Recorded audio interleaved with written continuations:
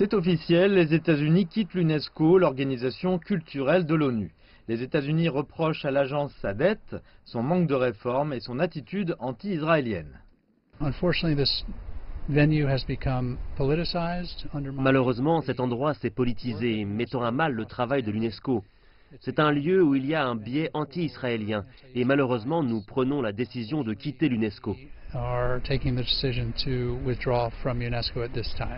La directrice générale de l'UNESCO, Irina Bokova, a tweeté qu'elle regrettait profondément la décision des États-Unis. À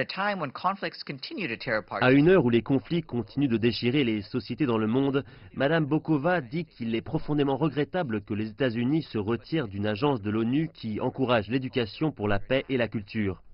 Au cœur de la politisation et du biais anti-israélien dont l'UNESCO est accusée par les États-Unis, la décision en juillet de désigner 2 sites religieux de Cisjordanie, la vieille ville d'Hébron et la tombe des patriarches, comme faisant partie du territoire palestinien malgré les protestations des États-Unis et d'Israël.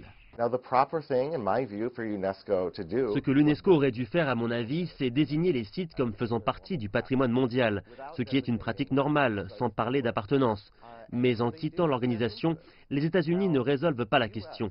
Ça ne fait en fait qu'empirer les choses.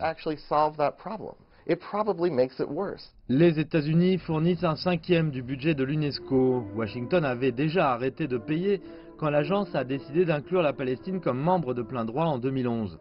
Les États-Unis ont un arriéré d'environ 550 millions de dollars. Cela atteint l'UNESCO, certainement. Mais je pense que c'est mauvais aussi pour les États-Unis, car ils vont perdre l'influence qu'ils avaient en siégeant à l'organisation. Suite à la décision des États-Unis de se retirer, Israël a fait savoir son intention de partir également.